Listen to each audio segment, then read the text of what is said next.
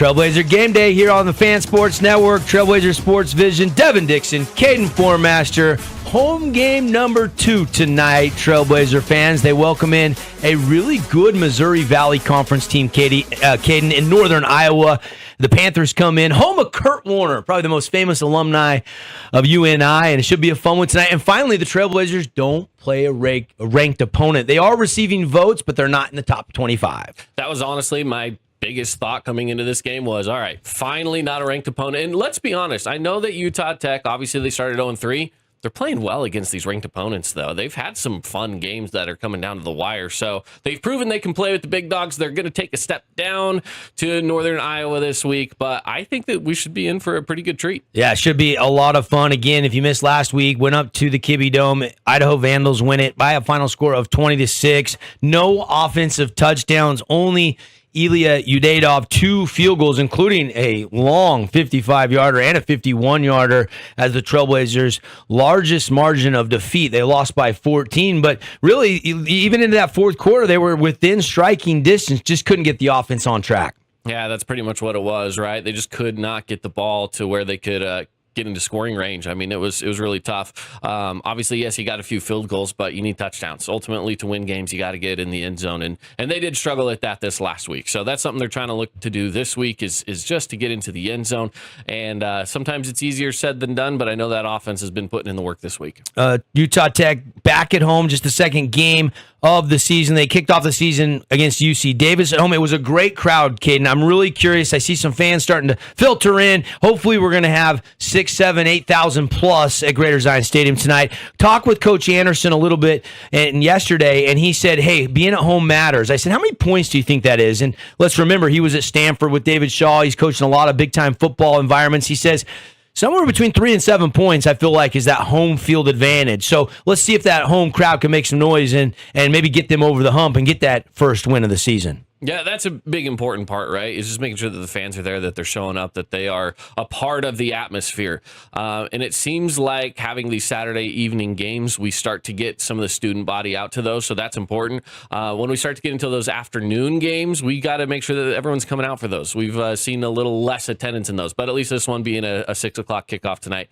Hopefully we're seeing the fans show up. It's still pretty early before kickoff, but hopefully we see the fans packing in to Greater Zion Stadium. The game today will be the second ever meeting between the Trailblazers and the Panthers. They played back in 2022 out in Cedar Falls, Iowa, where Utah Tech was handed a 41-14 loss inside the UNI Dome. So we'll see if they can get a little revenge playing at home. They come in 2-1. Trailblazers come in 0-3. We got a great show on tap, don't we, Kate? We got a lot to get to here, getting you ready for kickoff. We do. Lots to get to, of course. Talk to some players, talk to a special teams coordinator. So we're going to get to a lot of that coming up here in the show today. One thing to watch for, and we don't know, Coach Anderson said on Friday, Bronson Barban is kind of a game-time decision. Got nicked up last week in the Idaho game. That means, Reggie Graff could be in line to start, or maybe we see a little bit of Skylar Castle if Bronson Barban needs a week of rest. So we've already seen multiple quarterbacks. We could see multiple quarterbacks again in this game, and it wouldn't surprise anybody. So we'll keep an eye on that. But as Caden mentioned, we got some players. Dallin Johnson, the BYU transfer, great interview with him. He might not be the best athlete in his family, one of the married guys on this team. And Moon Ashby, one of the coolest names on the Trailblazers. They're going to stop by when we come back on Trailblazer Game Day.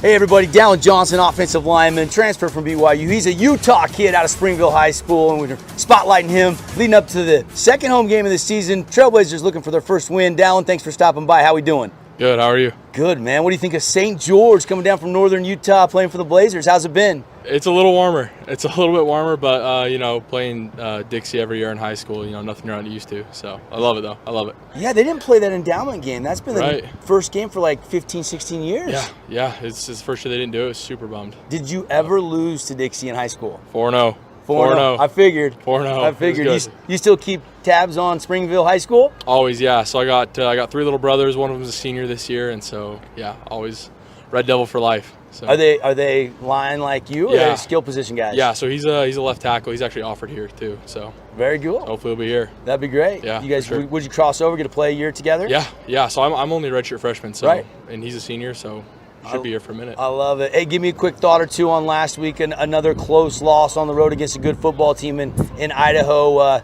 lose by 14. How's morale after that loss? It's good. I mean, obviously, nobody likes to lose, but at the end of the day, we're right there. We're knocking on the door. We're not getting blown out. We're just ball bouncing different way, and just put in more work in practice, and should have a better week. So Has it been smooth, no matter if Reggie's under center or out of the shotgun, or Bronson's back there?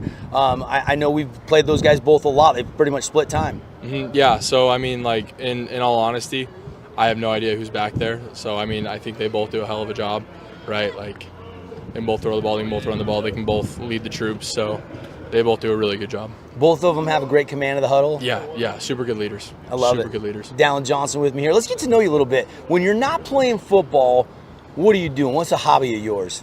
Shoot. I like to hunt and fish. It's hard in the fall now. I love to spend time with my wife. I like to weld too. Weld, Yeah. stick feet, old school stick feet, or all wire of it, feet? All of it. So I took welding in high school. I can use pretty much any machine, but at home I got a stick welder. You don't have a truck you have to weld, I hope. No. You mentioned you're married. How many guys on the team are married, and what's that like? With practice and being around the guys and traveling and trying to be home as much as you can as well. Right. There's not a ton of guys on the team that are married. I'd say maybe a handful, but it's super good. My wife's awesome. She's on the women's basketball team, so she fortunately understands what it's like to be a student athlete and not have a bunch of time, and she's the best. Wait a minute. So you're not the best athlete in your household? No, not by a long shot. Well, we got to start recruiting your kids down the road here 20 years from right now, buddy. How tall is she? She's 6'2". Shout out, 6'2". Yeah. And you're 6'6", 6'5", 6'6"? Yeah, 6'4". All right. I'll be honest. I like it. How did you guys meet? Can I hear the backstory? Yeah, so it was actually a blind double date. It was super, super cool. So it was when I was still at BYU. She was playing up at Utah State. We had 2 friends. Wanted to go on a double date and brought us along, and so went from there. It was Rest good. is history. Rest is history. Must have went well, buddy. It didn't go well. Oh, no. I'm terrible at first dates. I'm super shy. But she gave you a second one. Right. Sometimes you got to beg for a second date, and you get it, and it works out. When it's meant to be, it's meant to Right. be. You got to pick it up and run with it. So. Was it a hard decision to leave BYU, or was it just the opportunity you saw down here to help, put your stamp on the Trailblazer program? I mean, it's never easy to leave and do something new. But at the end of the day, I was super excited for the opportunity that I was going to have here. I was able to make the switch from defensive line to offensive line, and that was super important to me. And then, obviously having my girlfriend at the time, my wife now, down here was kind of a no-brainer. So. I love it. Back to getting to know you a little bit. I found out a lot, though. That was good. Favorite home-cooked meal Mom used to make? Ooh, favorite home-cooked meal? She makes really good tacos. Ooh, pretty generic, carne asada, steak, chicken, pork, ground beef, pretty average, tacos. All right. Favorite restaurant in St. George you like to go eat after practice at? We so for my birthday, me and my wife and my family, we went to that new Korean barbecue place by the mall. Okay. I forget what it's Galbi Grill, I think is what it's called. Fire, so good. Okay, I'll have to go check it out. Yep. I love it. Pre-game superstition, something you got to do before every game to feel right. Ooh. I listened to Hell's Bells by AC/DC. That was our walkout song at Springville, and every time, it kind of just gives me chills and gets my head right. All right, Dallin Johnson, give me a couple quick thoughts on the offensive line only giving up 1 sack this year. You guys got to take some pride in that. Yeah, so, I mean, I know in the offseason, that was something that was emphasized. That was a huge area improvement for us. And, I think we're stepping up to the challenge really well. Obviously, there's work to do every week, and, it's never perfect, but super proud of the guys and the way they compete. I think that's been a big thing. shout out to Coach Hudson, for kind of trying to instill that toughness in the offensive line. All right, give me a quick thought or two on the offense getting in the end zone early and often in the game Saturday night as you guys play Northern Iowa. Yeah, that's always the goal, right? So it's like that's all we're trying to do. So it's just you take it one play at a time. You don't worry about scoring. You worry about your job that play. I love it. Dallin Johnson, everybody. Thanks for stopping by. I appreciate it. Moon Ashby joining me. Utah Tech. Is Moon your real name? First. Moon is my real name. I was named after my grandpa on my mom's side. Shout out to him. So. Yeah. Do you know anybody else with that name? I know a couple people with that name, yeah. Well, my cousin. Really? Yeah. Okay, so it's in the family a little bit. Yeah. I think it's pretty cool. Astrology, they're big on that. There you go. Tell everybody about your journey getting here to become a Utah Tech Trailblazer. Where are you from, and how'd you end up getting here in St. George, Utah to play football? I'm from California, San Jose. I was raised over there. I was born in Riverside, Moreno Valley. And in San Jose, I went to Oak Grove 2 years. Did good over there. I went to Valley Christian 2 years. I did good over there too. So, and then I went to Washington State. Had 3 years over there, and I decided to find a new place. And I was looking at options, and something about St. George, man. It's a nice town. Love it over here. Nice heat. I was in Washington State. It was a little cold over there, so I had to get away from that. It was snowy. Yeah. There's a little bit more to do here than the Palouse, too. A lot of dryland wheat farms out there. Oh, yeah. No, yeah. I guess you go over to Lake Coeur d'Alene and play some golf. It's not too far away, but... Yeah, icy, though. Icy, it's icy roads. I don't know driving that. I'm a California boy, so... Hey, defense looked good last week. You guys have had some good performances. How do you keep that rolling, punch that first W of the season here at home on a Saturday night? Preparation. It's all in the preparation. We showed sparks here and there. I think this is where we, pick up our stride, and once we get going, I think it's going to get hard to stop the ball rolling. I feel practice everybody's optimistic. Seems like nobody's down. Seems like morale is still really high. I know the 0-3 start's not what you wanted. You lost 3 games by a combined 28 points, but you've been in every single football game with a chance to win. What's going to be the difference in a Saturday night between a win and a loss after 3 weeks?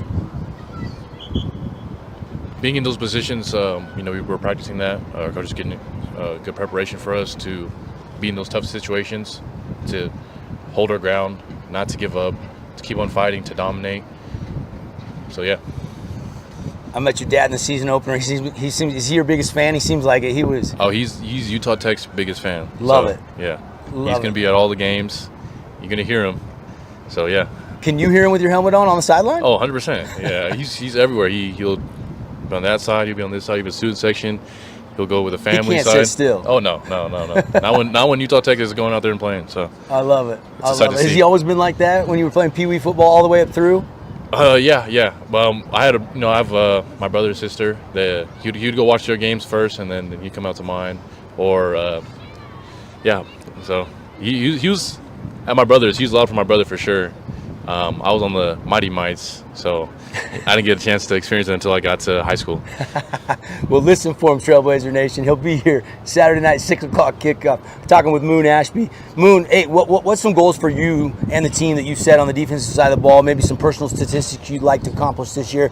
I know you've already racked up some TFLs and some nice tackles, but what's the ultimate goal? Do you set goals before the season? You trying to get to double-digit sacks or anything like that? I didn't set any goals. Sacks are always nice. They always look good for cupcakes. A lot of wins. I want a lot of wins, and I want to put up a donut on the team. So just like team goals, I think all the stats are going to come by. They're going to come as we get our team goals. And so, Moon, great chatting with you, man. Go get him, and we'll listen for Dad in the stands on Saturday night. Hey, tune in. There you go, Moon Ashby, everybody. Thanks.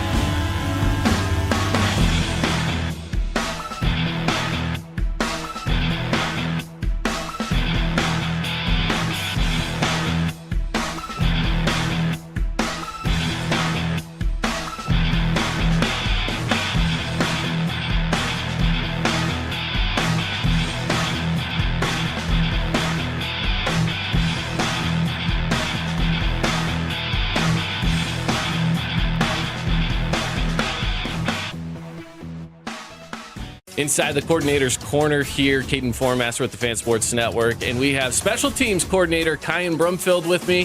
First time here. We've been doing this now for the last couple of years, but this is year one for you. So welcome on into to Utah Tech and to the show today. Got you. Thank you. I really appreciate it. Glad to be here. Now, I want to have a little bit of a moment where we can get to know you a little bit better. Yeah. For those of you at home who, for the people at home that don't know who you are, who are you? Where are you from? I know you played some college ball. Tell us a little bit about that. Yeah. So my name is Kyan Brumfield. So my dad is a football coach. So that kind of shaped me into who I am. So I've moved around a lot. I was born in West Virginia, but finished up high school ball in Texas. I initially went to Colgate out of high school. Played 3 years there, got my master's degree, and that was kind of right before COVID.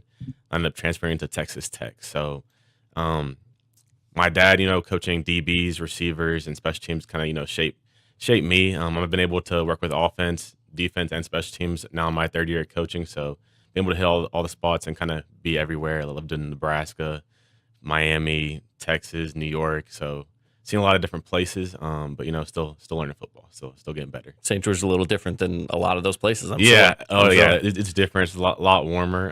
Reminds me of San Antonio in terms of weather, but is that where you were at in Texas with San Antonio? Yes. So that's where. Tell me how Texas high school football is different than everywhere else, because playing in Texas, it's just a different beast in itself, isn't it? Yeah, and that it was a definitely big change for me. So I mean, everyone's seen.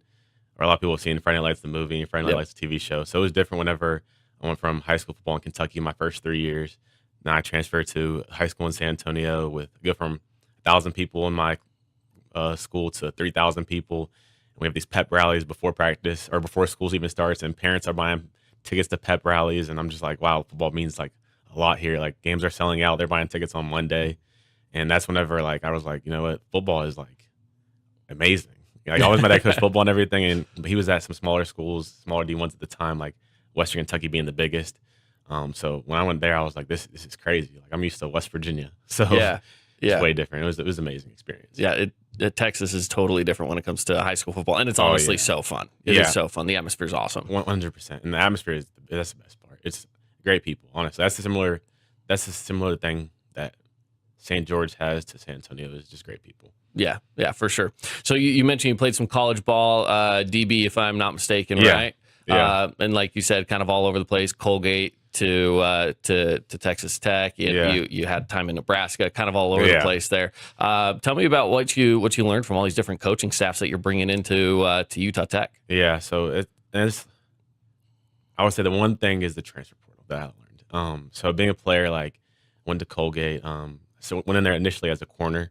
And I switched to safety my second year, and I transferred from Colgate. They don't have a redshirt year, so you can't really redshirt at Patriot League or Ivy League. So I go to Texas Tech because I had an opportunity to play 2 years as opposed to one after I got my bachelor's.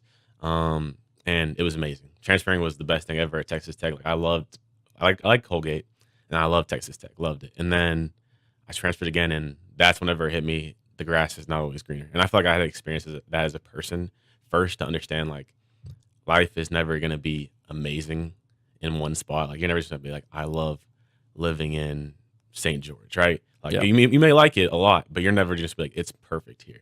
And I think that me transferring to Nebraska, and Nebraska is a great place as well, but my place was Texas Tech, and I should have never transferred from there. And it just made me realize, okay, whenever I get into coaching, if I like the place I'm at, I shouldn't leave, right? Sure. If I like the place I'm at, I shouldn't leave because the grass is not always greener. And that's one thing that I took to coaching. And one thing I want to tell players, this may be a good spot, and you may have, what looks like a better opportunity in a different place, but the grass is not always greener. So you need to make sure, if you really need to leave a place, you really need to leave a place. But if you're in a good place, you should stay. You know what I'm saying? Make lemon with lemonade.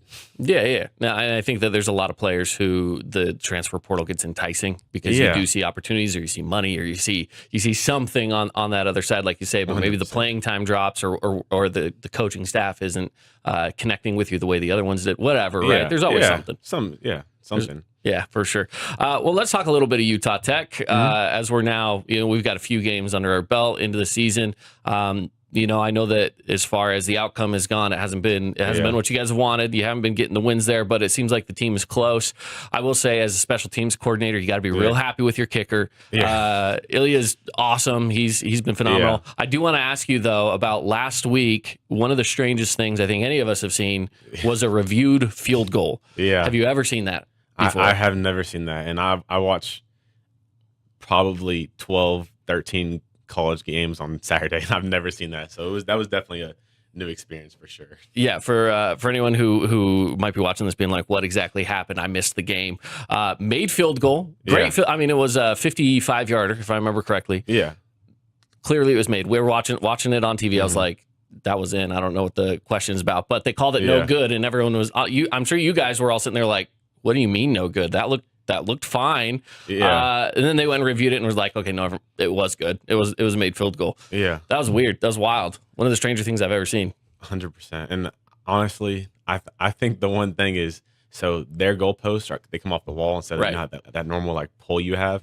So I'm sitting here like, you know what, maybe the difference in the field goal post and the hand on the wall was the issue. Maybe they just didn't see it. I mean, coming from far distance, different field goal posts, different lighting in there, being a dome. So I give them the benefit of the doubt on that one. And it was reviewable. So at no point I was ever like, no upset. harm, no foul. Right? Yeah, exactly. I was a little surprised, but I mean, they got it right at the end of the day. So chalk it up as a win. Yeah. Tell me about some of the standouts that you guys have right now on special teams. Who are some of the guys that are making some moves? Because a lot of times special teams are the guys where it's, they might be position players that maybe they just don't quite have that position yet on the offense or defense. So, you find room for them on special teams to go out there and make a name for themselves. Who are some of the guys right now that are doing a really good job? Yeah. So besides obviously the specialists, they're doing a great job. I would say Daniel Thomason, good player, good size, he's a physical player. And then the next person that off the top of my head is Jaquil Mitchell. Goodness. Great player, very, very explosive athlete. And just very physical. And just like one thing I really like as a coach, and honestly I should have done better as a player, but one thing I really like as a coach is just physical players that want to go out there and just be physical. Like whether it's I'm blocking, whether I'm tackling or something like that, whenever something pops, whenever I just see like a lot of strain from a player, that's what I like. And Jaquil has had honestly 2 amazing blocks on KOR. And we haven't even have a huge return yet on KOR, but it's just him going out there and just hitting people aggressively has really caught my eye. And then Daniel just obviously caught that fake punt last week, and just him being like a consistent player in terms of being in that right place at the right time always is stuck out as well. And there's other players I think are going to come along, but right now those 2 specifically. You guys you guys ran that fake play like you mentioned, that fake punt. Do you guys practice those kinds of things very often, or is it one of those things where it's like, we'll put it in the bag for later if we need it? Yeah. So we'll try some things out every once in a while, just like let's see how this looks. And last week it was like, okay, let's just try it. And you see everyone out there doing the safe hands and everything. So I'm like, all right, well, this one might not work, but then it ends up working. So I mean, whenever stuff happens that's good, and everyone ends up saying, oh yeah, good coach. Whenever bad stuff happens, everyone's gonna say bad coach. So that was one of the times I thought I was gonna be a bad coach. But it ends up working out in our favor, and they honestly practiced it all week very, very well. But back to your question, we'll practice it from time to time, just different things, just see how it look. Get it on paper, get it on film, but it really just depends on the game situation on if it's gonna be run or not. Yeah. Last question I have for you: people call you Coach Brumfield, or you're like, nah, that's my dad. So if you hear that, or you're like, that's my, because your dad's a coach as well. That's a good question. So because he's not here, Coach Brumfield is fine, and I go by Coach Kai as well. But whenever I was with him, I was like, nah, you can't call me Coach Brumfield, because then it gets confusing. They start saying Brumfield Jr., and I'm like, okay, well, I'm not Brumfield Jr. But Coach Kai or Coach Brumfield, it does it, yeah. Awesome. I like both. Awesome. Well, Coach Kai, Coach Brumfield, whichever we want to call, I appreciate you stopping in and joining us today. No, it was great, and thank you for your time. I really appreciate it. Of course. And best of luck this Saturday against, let's see, who do you guys got this weekend? You guys got Northern Iowa. Yeah, yep. Northern Iowa. I lost it for 2 seconds. Yep. Northern Iowa right here, Greater Zion Stadium. come on out and enjoy the show. Yeah, should be a great game, 6 p.m. Trailblazer Game Day, Devin Dixon, Caden Formaster, Fan Sports Network, Trailblazer Sports Vision. Going to get it to Rod Zundel, Max Christensen in just a minute, but a lot of fun to talk with Coach Brumfield. Caden, great conversation with him. What a great add-on to the coaching staff here at Tech. And then I really enjoyed my conversation with both Dallin and Moon.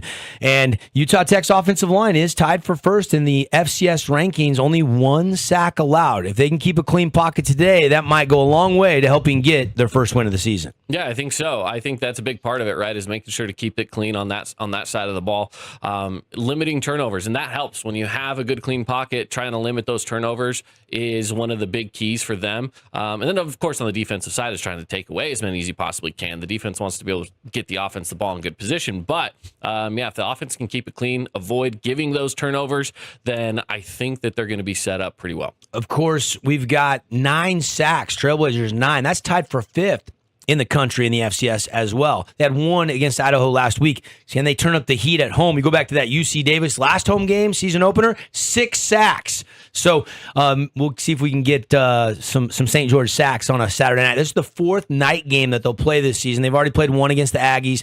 Again, we're getting closer and closer to the kickoff. And, of course, Saturday's game will be the first of 4 home games played under the lights. I love the night games at home. I think the players got to enjoy this, and it's going to be a little cooler on a Saturday night. It should be perfect weather for some football. Yeah, it's going to be fun. I love these night games as well. Like you mentioned, there's something about playing in the nighttime with the lights on. I feel like the fans are a little more rowdy for some reason, so it just makes it a little bit more of a fun atmosphere. The big question for me, can they get the run game on track? From a running back perspective, they've had most of rushing yards from Reggie Graff. Can they get Asa Chapman or Chris Street or Bretton Stone going? And obviously, who and how good is the quarterback play with some uncertainty there? We're going to see 3 quarterbacks today. We're going to see Skylar Castle for the first time. Is it going to be Reggie Graff starting? You're about to find out because we're closing in on kickoff. But those are some of the big question marks in today's game. They really are. They really are. The quarterback play is going to be important. Now, you look back at last week as well. Bronson Barban had a pretty solid game last week. He kept things pretty clean on his part. Of course, they struggled to move the ball upfield, which that's, of course, going to be something they're looking to do more of today. But, again, who's going to be really the guy that's taking most of the reps today? I think that's just still kind of TBD. Yeah, and again, Northern Iowa coming off a 17-14 family weekend victory against Eastern Washington at home. They're 2-0 at home. Their only loss was at Wyoming. They lost to Wyoming in Laramie 31-7. We'll see how it plays out tonight. Glad you're with us on the Fan Sports Network or Trailblazer Sports Vision. That's going to wrap it up for Kate and I. But we got Rod Zundel, Max Christensen coming up with more pregame when we come back.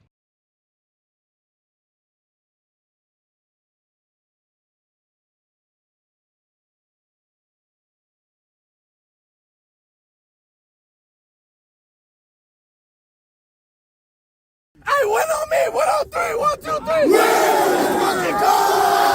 How about that? Touchdown, Trailblazers! Touchdown, Trailblazers! Welcome to Trailblazer Kickoff, presented by Camping World of St. George. Your next great outdoor adventure begins under the big American flag. Let's go! After 2 straight on the road, Trailblazers return home tonight to wrap up the non-conference schedule. It's Northern Iowa's first ever trip to St. George. We're 30 minutes from kick. Trailblazers and Panthers. And welcome inside Greater Zion Stadium as we count down the minutes until kickoff. Utah Tech and the Panthers of Northern Iowa. Hi there, everybody. Rod Zundel, along with my partner, Max Christensen III, former Trailblazer defensive lineman. Glad to have you aboard this evening. And the Trailblazers have been on the road 2 straight weeks, 3 straight opponents in the top 20 in the FCS rankings in the country. First 2, they lost by a touchdown apiece. Last week at Idaho, they came up short 20-6. Northern Iowa, Max, they're not in the top 25. something's wrong here. Right? I know that you see the consistency that the Trailblazers have had. Yeah. They only play teams ranked in the top 25, but another really good test tonight by a good team. Northern Iowa, though, even though they're not ranked in the top 25, they are receiving votes, and Yeah. they come in with a record of 2-1. They have 2 wins at home against Eastern Washington last week and Butler in the opener, and they lost 31-7 on the road to Wyoming. And Max, you were on that team a couple years ago when you went to Cedar Falls and played Northern Iowa. Yeah. Just give us a description. They have a first-year coach, new team and everything, but they're still on the same platform as they've been. They're big, and they're physical. They're pretty consistent with what they want to do. They want to start with running the football, like you said. In most games they play, they have a big-time matchup when it comes to what they're able to do up front on the offensive line. A lot of really big bodies to throw at you, which makes Utah Tech have to rotate a lot of defensive linemen in this part of the game as well. When it comes to the pass game, they want to throw bombs, right? They've been doing that since Kurt Warner suited up for these guys way back in the day. So you want to run the ball up front, throw the ball way down the field when the time comes. Their quarterback last week against Eastern Washington, Sheckelman, threw for over 350 yards and a couple of touchdowns. 2 of those was 63-yarder and a 79-yarder. 2 of their receivers had over 100 yards receiving each. And then when they don't run it, they've got pass it. They've got a pretty good running game as well. They like to pound and grind it out. They got some big, powerful backs. Yes, and again, like I said, they're able to lean on you. They have a back averaging over 4 yards a carry, and their defense does a lot of damage as well. This guy's a disruptor right there. Owen Ostrowski, number 55. Keep your eye on him. And Max, if you're an NFL fan, Ostrowski. Well, his dad was a starting offensive lineman for the Buffalo Bills. He was a center for Jim Kelly for a few years, from 94 to 2001, and his dad started 102 of the 106 games he played for the Bills. An Iron Man, yeah. if you will. And he went to Tulsa University, and he has number 55 retired. Wow. And then his son Owen, number 55 there, he was at Tulsa, but then he transferred to Northern Iowa this year. So he has 3 sacks. That's tied for 8th best in the country.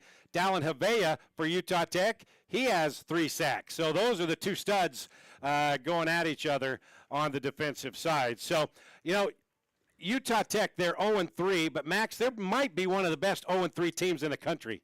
They've played some of the best football out of anybody in the country that's lost 3 games, as you said. I mean, they've been in every single game against top 20 opponents, 2 of them in the top 10, and they're just playing a lot better than a lot of people thought they would be coming into the season. And that fact has not passed up the mind of the head coach, Todd Sepsis, for Northern Iowa. He's in his first year, and he knows that they're 0-3. That doesn't say anything about what kind of team he'll be facing here in St. George. As a coach speak, you never talk about wins and losses. You never talk about an opponent's record, and this is a great example of why you don't do that. I mean, here's a team that hasn't won a game yet this year, but all 3 of their opponents are ranked. They're ranked really high, and in all 3 of those games, they were not outmatched at all. They were in every single one of them until the end. I think they're very well coached. I think they do things extremely well in all 3 phases.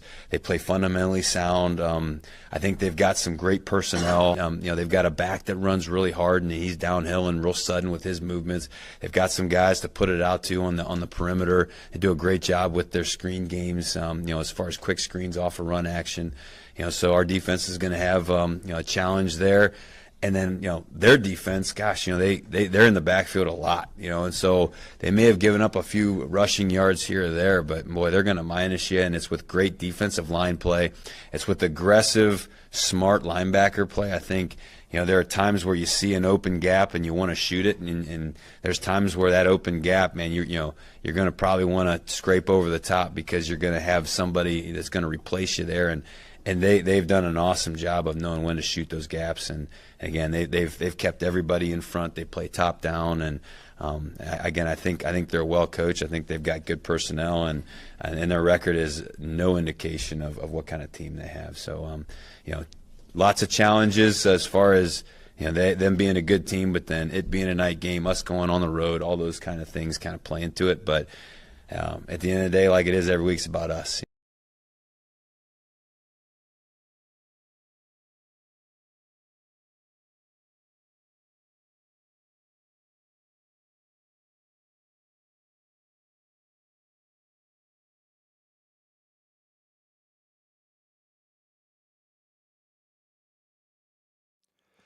And, Max, ever since that opener against UC Davis where the Trailblazers built a 17-point lead in the second half and lost by a touchdown, every single coach since then has made it a point to make sure their team doesn't overlook this team just because they don't have a win on the schedule yet. Which that might have been huge for Utah Tech coming up because you see, like I said, from week one, they established, hey, we're a different team than last year. Everybody needs to bring their A game. Every team has. They're garnering a lot more respect across the country from all these different coaches based on how hard they play, their personnel, the way they're coached. And they're in a lot of these games. Just got to be able to finish them. Against UC Davis, had a 17-point lead in the second half, couldn't hang on, but they had the ball in the fourth quarter in the last couple of minutes with a chance to tie or win the game. Northern Arizona had the chance to tie or win in the fourth quarter. Last week at Idaho, they had the ball on their 30-yard line, 4th and 2, down a touchdown, converted the fourth down, but a penalty brought it back. They had to punt it away. So they've had the ball in their hands with an opportunity to tie or win every single game against top-notch opponents. That's some of the growing pains of this roster. This is a young roster when it comes to not a lot of these guys have played together, and not a lot of them played a lot of football. Yeah. We've talked about it a couple times. 3 freshmen starting on the offensive line. Yeah. A couple different transfers plugged in everywhere. Yeah. Trying to establish the rhythm of this team, the identity. It takes a couple games getting in the flow. Hopefully as they move throughout the season, they're able to adapt, find their way, and finish and convert on some of these games. You know, Coach Anderson, I think a lot of the guys, they're tired of growing pains. They want to be grown up already. Absolutely. And this would be a great time to do it here at home against the 2-1 Northern Iowa Panthers. All right. Trailblazers are banged up, though. Bronson Barbin, he started the first 3 games at quarterback. He went 12 for 20, 111 yards. But in the second half, with about 4.5 minutes left against Idaho, Trailblazers were driving, and they're down 2 touchdowns at this point, got smacked hard on the left shoulder, and you'll see when he tries to get up, he's not feeling too well, and he left the game and didn't return. So Bronson Barbin's not going to play tonight. So that means Reggie Graff. I wouldn't consider Reggie Graff a backup quarterback. He split time this year and last year with Bronson Barbin, but he's going to pose some problems for this team that are big, and he might be able to outquick those bigs. Reggie Graff has done a ton of good things in this offense under Coach Anderson over the last 2 seasons. This will be his 6th career start for the Trailblazers, the first one this season. And barring injury, this might be the first time all season that we'll see only one quarterback play in this game, which could be a positive for the Trailblazers. Yeah, you say it's a 6th career start, first start this season. He's the leading rusher on the team. Yeah. That's kind of got to change, I think, if they want to be successful. He has 2 touchdowns through the air and 2 interceptions. But Reggie Graff is going to be the starter. Now, Deacon Hill, the guy that started last year, but then 4 games and went out with an injury, he hasn't played at all this year, the transfer out of Iowa, because he's had some injury problems through fall camp. They weren't expecting him to be ready to go, but he's going to dress for the first time and be available if needed. And if they decide not to go with Deacon Hill, let him rest up a little bit more, then Skylar Castle, he's only thrown 1 pass, and that was on your team 2 years ago in his collegiate career. Yeah. So they're kind of skinny at quarterback, but at least Deacon Hill's coming back. Yes, and you need to have a little bit of an insurance policy with Reggie Graff at quarterback because he's so mobile. Yeah. He's going to take a lot more hits than your average quarterback. And the best part of Reggie's game, as you mentioned, it's not great for the Trailblazers that he's a leading rusher, but the QB run game in this offense is very important. Yeah. So they are going to run him on the ground. They do have different packages for him. So he might get a little banged up. So you got to have somebody emergency on hand, ready to go. But Reggie Graff's one of the toughest guys around as well. And I talked to offensive coordinator Greg Stevens. I said, so you're going to change anything trying to protect him? He goes, no. Yeah. Reggie does what he does. Reggie's strength is his mobility, and we can't take that away from him just because we're short at quarterback. He's got to go out and do it to give us a chance to win. So don't expect anything really to change as far as Reggie's game. Now, they may try a lot quicker passes instead of dropping him back in the pocket as much.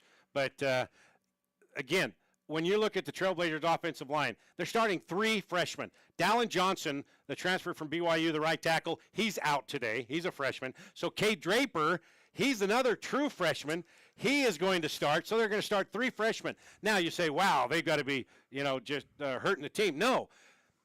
This offensive line is tied for first in the country in FCS in sacks allowed. They've only allowed 1 sack through the first 3 games, Max. which is very impressive. Wow. And the best part, the best thing that can help a young offensive line is a mobile quarterback. Yep. Because say they bring a blitz you don't pick up, say a guy beats someone in a one-on-one, Reggie has the ability to get out of that. He has the ability to correct some of the mistakes that have happened up front. But as you said, they played really well as a unit up to this point. And another thing is the offensive style and system, quick passes, not a big 5 to 7 foot drop, 7-step drop, and just wait and wait. They get the ball out quick, which doesn't allow the time for the blitz to come through and to get the sacks as well. So good news for the offensive line. They're going to have to do it again because these guys are probably the biggest line that they'll face all year long. Yes, we talked about it, off air. The Iowa corn-fed boys, that's a real thing out there. Yeah. I mean, we're talking 6'5", 330, 6'7", 300 pounds. They're tight ends like 6'7", 260 pounds. Yeah. And he's a small guy. Yes. So they've got their Yes. work cut out for him. And I asked Coach, I said, what do you have to do? You have to change anything around? I said, no, just hit them when they're not looking, I guess. Get them off kilt. So anyway, we're going to take a break. When we come back, we'll hit the film room. Lance Anderson will break down the film from last week's game against Idaho. That's when Trailblazer Kickoff returns. If you haven't seen Utah Tech University lately, chances are you haven't seen it at all. With hands-on polytechnic learning across 300 academic programs, 30 new and renovated state-of-the-art facilities, the most affordable university tuition in the state, and 300 days of sunshine. Why look anywhere else? Discover why Utah Tech was recently named one of Education Magazine's 10 prominent universities and colleges to watch. Join us and experience the active learning, active life difference at Utah Tech.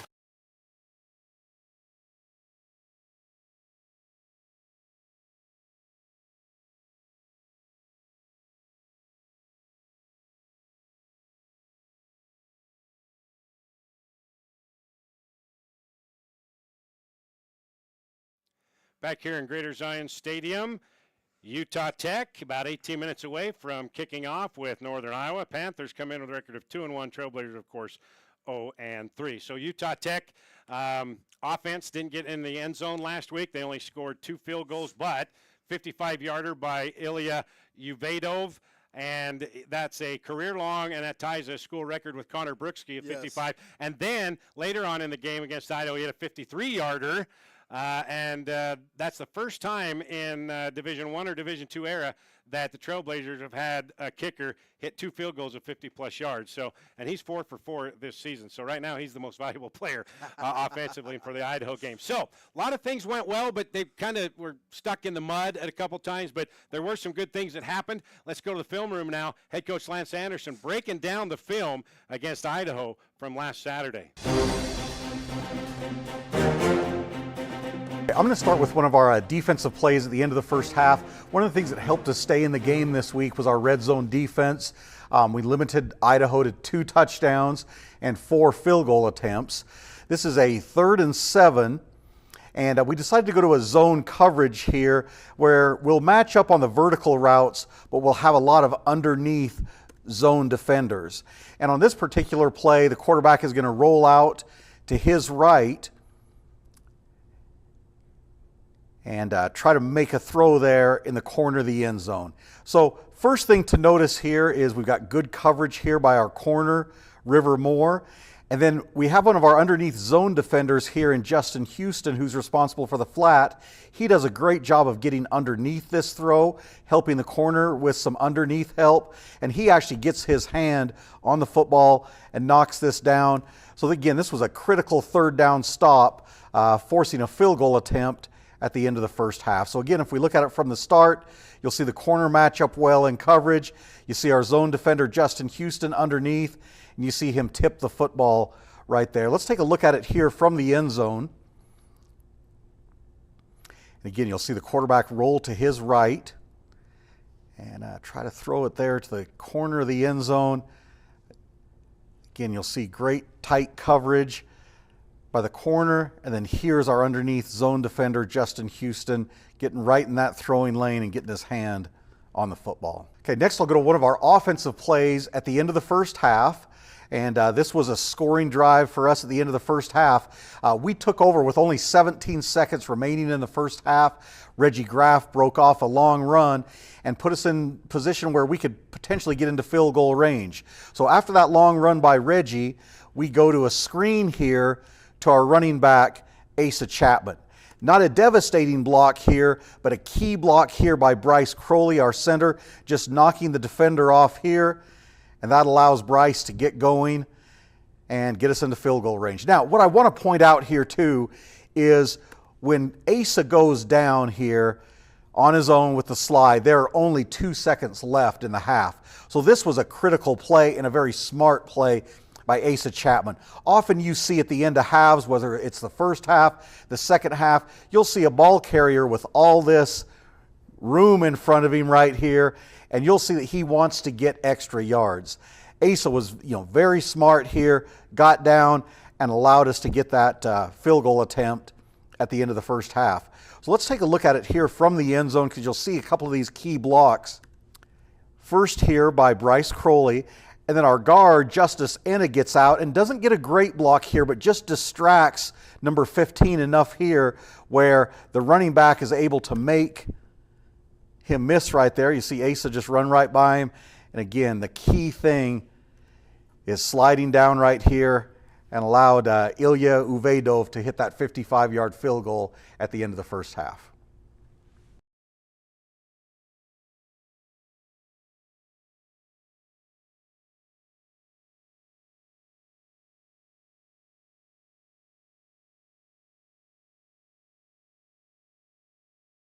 All right, head coach Lance Anderson breaking it down, and you can see there that they're doing good things, Max. Yeah. They're just not finishing off what they started, and that's one thing that from the second half of last season, Lance Anderson been preaching to these guys, finish, finish, finish. Yes, and there were, like you said, there was a lot of games last season that they one block away from a touchdown, one couple plays away from a win, and they just couldn't get it done. It's leaked a little bit into this year, but they've done a lot better at staying in those games at least. The numbers are there. Yes. Like we mentioned earlier, Trailblazer offensive line tied for first in the country with sacks allowed, only giving up 1 sack. The defense is tied for 5th in the country with 9 sacks. So the numbers are there. They're just not seeing any reward for it. Yes. The biggest reward you can have is a W on Saturdays, right? Yep. You can have all the stats you want. You can win all the individual accolades, be an All-American, win a Heisman Trophy, do whatever you want. But, if you're not producing and not getting wins as a team, that's where it doesn't feel very good. Trailblazers had under 300 yards total offense, their lowest output in the first 3 games, and they'll want to get that improved on here. But even with all that said, they had some good moments on offense and some really good moments on defense. So time now to take a look back in the Kibbe Dome last Saturday with this edition of Sounds of the Game. And when you get out there with your brothers, you're going to be able to say, let's go be superhumans. Let's go do something great. Let's be like superheroes tomorrow, and it's going to drive everything we do. I can barely stand here right now. I'm so excited about tomorrow's game. Are you guys pumped up and ready to go? Are you guys ready to go?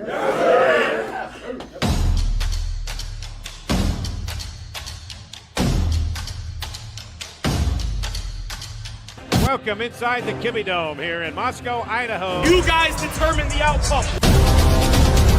Getting you ready for Trailblazer football. Family on 3, let's get it in.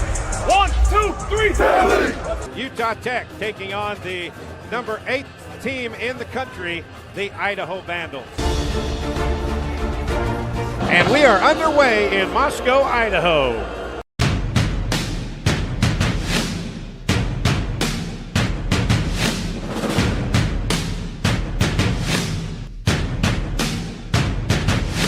Here comes the pressure, steps up. Gets away from one guy. Can't get away from Will Alaveo and Cody Carlson. Oh, that was big. Cuts it up and hits. Line of scrimmage. Bounces away into the secondary. Across the 30 all the way to the 35-yard line. Across the middle. Asa Chapman's got it. Midfield. 45, 40, 35. Slides down with 2 seconds left. 55-yard field goal attempt. Ilya Uvedov. The kick is up, and it is no signal yet. still waiting. No good. How can they call that no good? And what is going on? But they finally got it right. On the flat to Eric Olson, breaks in the secondary 20, 30-yard line is Eric Olson. That is a 15-yard pickup. And now this is going to be a 53-yard field goal. Got plenty of leg, and no question about it. Barbin deep down the right sideline. Caught at midfield. What a catch. What a throw. Daniel Thomason. So Marks back at the 15-yard line. It's a fake. It's a fake. They give it to Thomason. First down. Oh, what a call. Ryan Marks at the 15-yard line. Fake punt, and he got it to Daniel Thomason for the first down. Oh, baby, that fooled everybody, and it worked. Trailblazers will head back home for a Saturday matchup against Northern Iowa, looking for their first win. How about that fake punt? Ryan Marks 1 for 1 for a first down passing as a punter. You know, a lot of people make an argument. Are kickers and punters actual football players? Okay, it's plays like that Yeah. to let you know there are a couple out there Yeah. that can do some good things. All right, time now to get the final word with head coach Lance Anderson. What he thinks of last week and what he looks forward to this afternoon and evening against the Northern Iowa Panthers. Coach, you've had a week to look at the Idaho video. What's your verdict from what you saw? You know, still really proud of the way the team fought, battled, the way we competed in that game. The University of Idaho is a very good football team, and we were, again, right there in the fourth quarter. We have the ball inside their 25-yard line, 13-6. Midway through the fourth quarter, we get that chop block that sets us back and couldn't quite recover. But, I mean, again, we're right in the game in the fourth quarter against a really good football team. So it's a fine line against these good football teams. What is it you need to do to get you over that hump and start feeling good with W's? Again, we just need better execution. I mean, you can break it down. You know, you look at the offense, and we just need more consistent drives. We need to put more points on the board. Defensively, we can't give up the explosive plays, and we need to get off the field on third downs. We start executing in those situations, we're going to get better results. Running the ball, you thought you did it better 2 weeks ago against Northern Arizona. Kind of maybe took a step back in the total yards. That's got to come back. Oh, for sure. I mean, we need to be, better at running the football. We need to be more physical. Idaho was a very big physical team. We face the same challenge this week in Northern Iowa. So what do you tell your guys? These guys are 6'5", 6'6", 6'7", 320-pounders. How do you get your guys ready for those Hulksters? There's some big guys, and we just have to, just like we've done all season long, we have to use our technique. We got to be really good with our fundamentals, with our hand placement, with our eyes, just our discipline, and then we've just got to battle. We got to play hard and just do all the fundamental things right, because yes, this is a big team on both sides of the football. With Bronson Barman not being able to go, we're going to rely on Reggie and then Tyler Castle to back him up, so it's Reggie's turn right now. Yeah, Reggie will get a great opportunity this week with Bronson being banged up. And, I mean, he's played well this year, played well last year when he had opportunities. So I think he'll definitely, flourish with this opportunity. You're going to see anything different offensively now that you basically have one quarterback with experience? Not too much. Again, we'll do the things that we do well, and we'll try to put Reggie in the situation where he's able to do the things that he is good at.